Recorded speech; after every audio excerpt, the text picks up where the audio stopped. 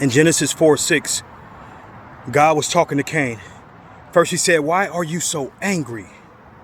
He's asking him why. He's giving him a chance to confess because he's God Almighty. He knows why, but he's asking him, "Why are you so angry?" Giving him an opportunity, right? And he said, "If you do what's right, then I will accept you, Cain, if you do what's right.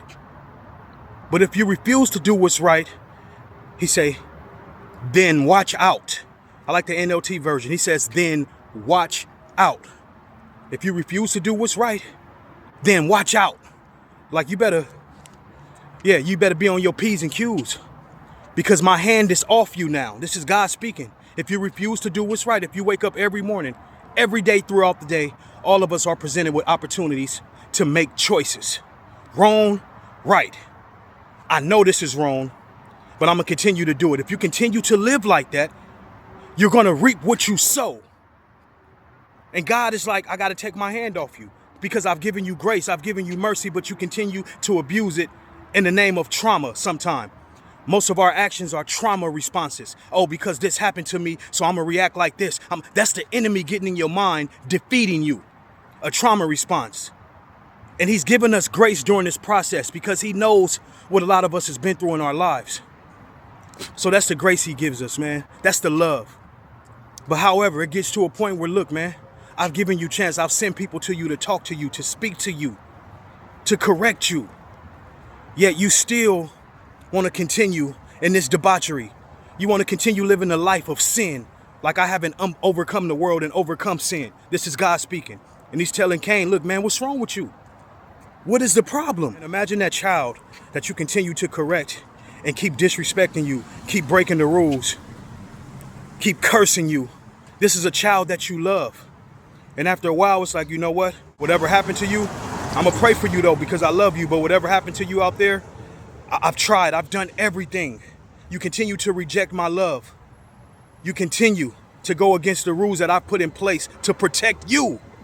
Like, I don't tell you what to do because I want to be the king over you. I want to rule over you. No, it's for your protection. These biblical principles that are put in place for us are not so God can rule over us. It's so we can live a set apart life.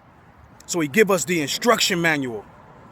But we look at it as a bunch of rules and religion because the enemy has fooled us to thinking that, oh man, that's a white man religion. That's this, that's that. Oh, that's made up. The Bible is this, oh that. So you can continue to live how you live. Well, you're going to reap what you sow. But look, here's the good thing about reaping what you sow.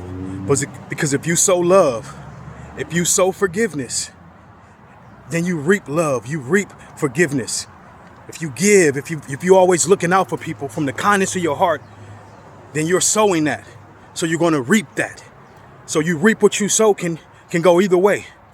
But if you sow malice, if you sow like division, and you always looking to hurt people, if you're always looking to get over and you saying it's because you hurt, and they say hurt people, but if you want to continue to allow that trauma to define your present and future, then you're sowing that seed and that's what you're going to reap. We were having Bible study last night, my sons and my wife at the table for dinner, and we were in Galatians, right? I think we ended up in Matthew, but we were talking about how a farmer plants. There's a time to plant. You water the seed, you get a harvest. But you're going to get a harvest. We were talking about this last night. Whatever you plant, that's what you're going to get. I can't plant orange seeds expecting grapes. I can't plant watermelon seeds and I'm thinking I'm finna get a harvest of apricot.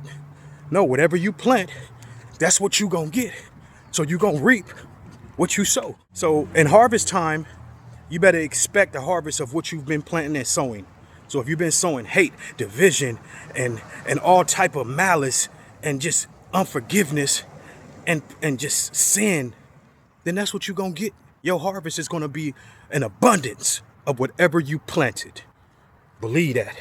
God bless y'all. Justin.